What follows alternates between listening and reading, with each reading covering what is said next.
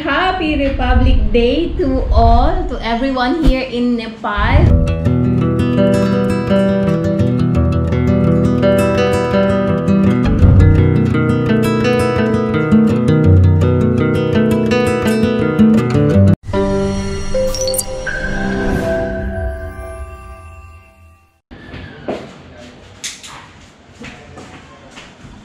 Magandang hapon ulit. Welcome back to Con's Kitchen. Ayan, may naka-ready na naman tayong ingredients. So, etong gagawin ko today is isa sa mga paborito ko. Ay, wait lang, time check muna pala tayo. Time check. 4:04 na ng hapon. Late pang snacks tong ginagawa ko. Late ang snacks namin dahil late na rin kaming nag-lunch. 1:30 kami natapos kumain ng lunch. So, ngayon pa lang ako gagawa ng merienda. So, ayun nga, itong merienda na, wait lang. Ayun nga, itong merienda na gagawin ko na to is isa sa mga paborito kong merienda. Actually, nung before pa, way back nung nag-aaral ako ng college, hindi ko kilala tong pagkain na to. And then, ayun nga, napunta ako sa abroad, and then, may mga ka-workmate, and kakilala na nagbigay sa akin ng pasalubong galing sa kanilang province. So, kaya, yun, nagustuhan ko yung lasa. Alam niyo na, pagka matamis, favorite ko din yan. Parang si Champ lang. Kaya, yun, simula nun, naging favorite ko na. And thank God,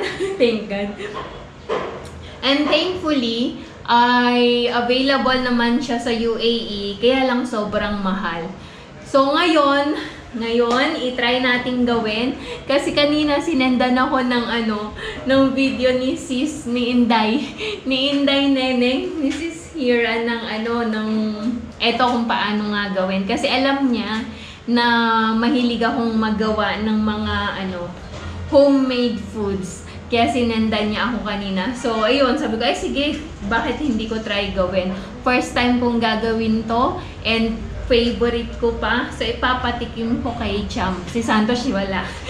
Hindi yun mahilig sa matatamis. So, thank you, sis Hira, sa pagbigay ng suggestions kung ano yung mailuluto. Anyway, so wag na nating patagalin. Ang aking lulutuin today ay ang piyaya.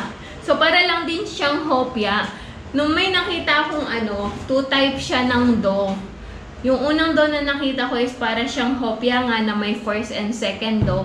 Pero itong gagawin ko, yung hindi complicated kasi wala ng oras. Anyway, try natin today ang piyaya na yung dough ay simple lang. Tara na, pakita ko sa inyo kung ano yung mga ingredients. Simulan na natin. 2 cups ng flour. And then, ½ teaspoon ng salt. And then, itong butter and ghee to, minix ko. Kaya ito, buo-buo pa yung... Ayan.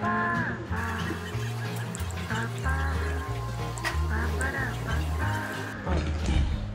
Mix lang natin.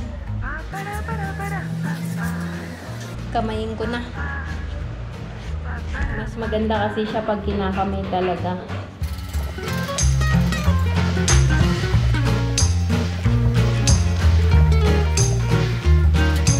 Add lang tayo ng tubig, paunti-unti. Gradually, slowly but surely. Ganun.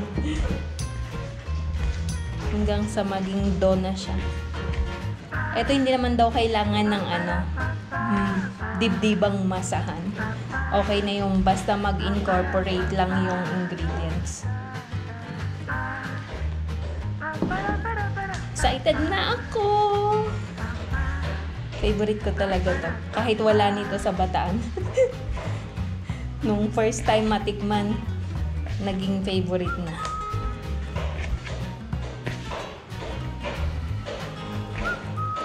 Yan, dagdag pa tayo ng tubig.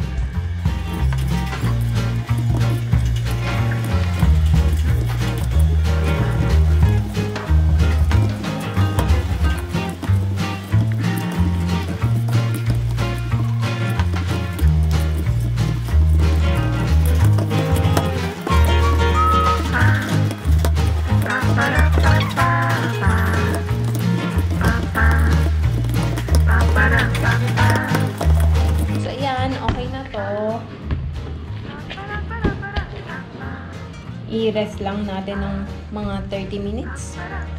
Or habang makagawa ako ng fillings, gawa na tayo ng fillings. Ayan. Ang ganda ng dough. Okay, gawa na tayo ng filling. So, ayan. Dito naman sa fillings, ang gagamitin ko is itong jaggery or sangkaka sa amin. Hindi ko sure anong tawag sa minatamis, parang ganun. Pero jaggery siya, yung bilog. Isa lang to, isang piraso. So, una, flour. And then, itong jaggery. Kinayod ko. Grenade ko lang siya. And then, lagyan natin ng ghee. Ito yung fillings natin para sa pijaya. Sarap sana ube. Kaya lang, walang ube ngayon, hindi na season. Every December lang. So, kamayin ko na lang kasi mas maganda talaga to pag kinakamay.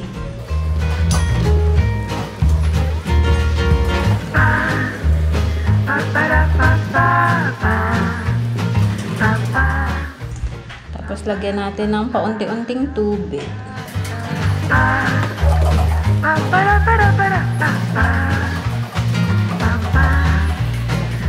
Kailangan ito ma-form siya as circle. So, lagyan lang ng tubig pag kailangan.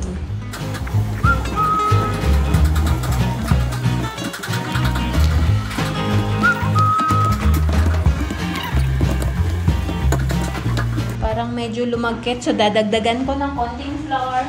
Adjust lang ako sa flour. Kayo na bahala mag-adjust nun sa quantity nyo. Medyo lumagkit kasi siya. Nalulusaw kasi itong yung jaggery. Ayan, okay na ang ating filling. Start na tayo.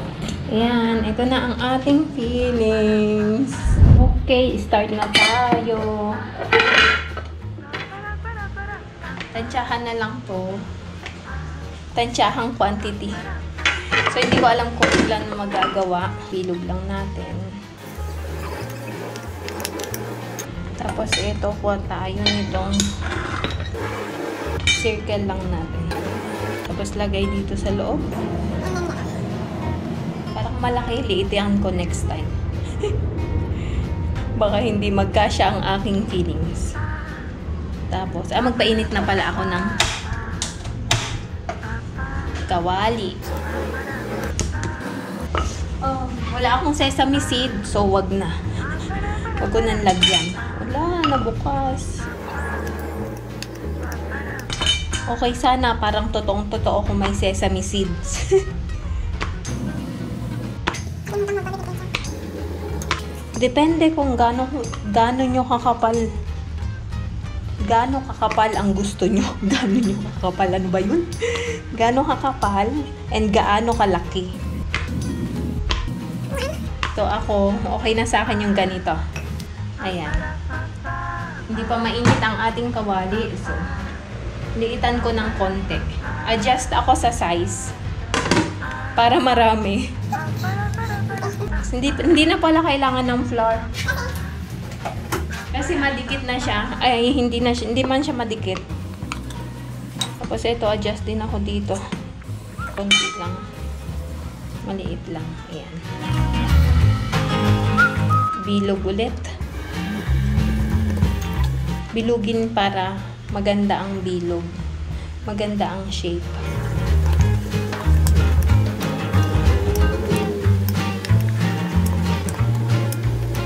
Ayan. Same size lang siya pero medyo manipis compared dito sa ginawa ko nung una. Ito kasi makapal kasi medyo marami.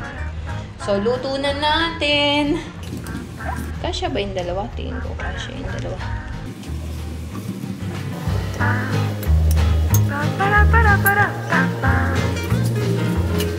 Baligtarin. Yeah! Ang galing. Ang dali lang palang gawin ng payaya na to.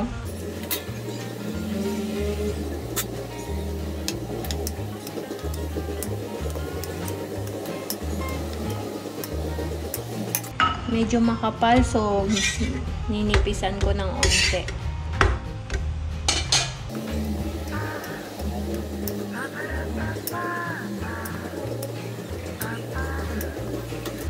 easy sigurong pagtaklohin.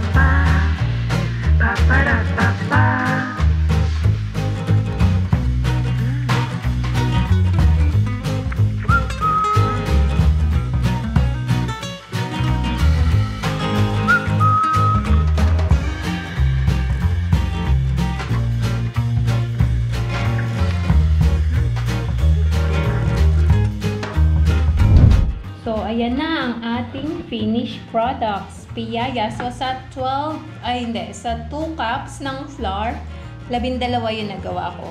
Tikman natin maya-maya, mainit pa. So, maligo muna ako. Sobrang init. So, eto na ang ating piyaya.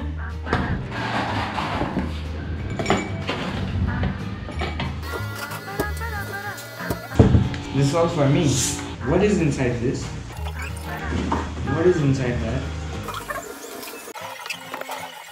Okay, ayan. Time check, 5:46 na ng hapon. At ngayon pa lang kami magkakadya. Kadya is snacks. So, tara, tingnan natin itong aking ginawang piyaya. Okay, taste jump. Tell me what is that.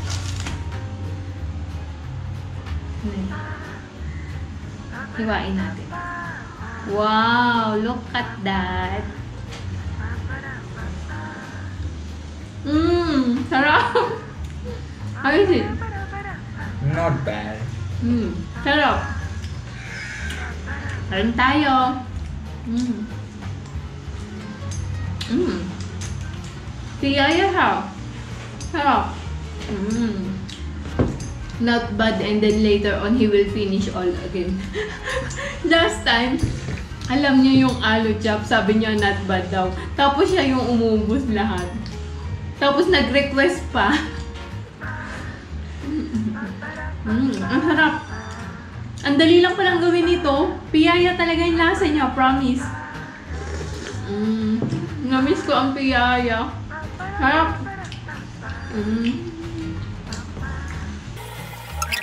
Alam nyo, mas masarap to kung ube. Pagka season ng ube, gagawin ko yon sa ube. Last time kasi season, hindi ko pa na-explore tong paggawa ng piyaya. Sarap. Tuwa naman ako. Na perfect. Sarap. Pwede na magbenta. Mga gusto pong order, PM me. PM is the key. Magandang gabi. Nag-brown out, nagluluto pa ako, hindi pa ako tapos. Tapos, alam nyo ba, mag-i-smoothie? Smoothie ba yan? Hindi. Maglalasi ako dapat. Pagkahiwa ko ng saging, wala na, namatay yung ilaw.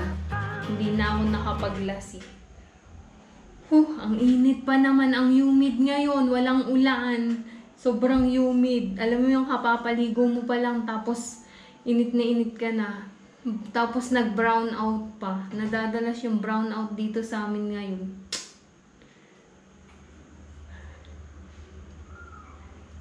Ayan, maya naman ulit. Hopefully magkailaw. Okay, magandang gabi. Time check, 9:49 na ng gabi. At ang kuryente namin ay on and off. So, bago pa mamatay ulit ang aming kuryente, ako'y mag-good night na sa inyong lahat. So, muli, maraming salamat sa pagsama sa amin ngayong araw na ito sa aming panibagong vlog. At maraming salamat po sa time and effort na patuloy niyong binibigay sa amin sa inyong pag-like, comment, at shares ng aming mga videos. Higit sa lahat, maraming salamat din po sa mga hindi nag-i-skip ng ads. Sobrang thank you po sa inyong lahat. And sa mga bago po sa aming SL Nepal family at hindi pa nakasubscribe, baka naman po pwedeng pakiclick ang subscribe button below at ang notifications bell na din para updated kayo sa aming mga bagong video. So hanggang dito na lang po muna muli. See you tomorrow. Good night everyone. Bye-bye. God bless.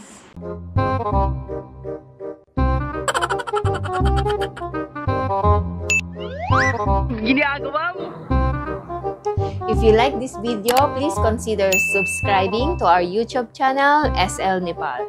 Thank you for watching. Have a nice day.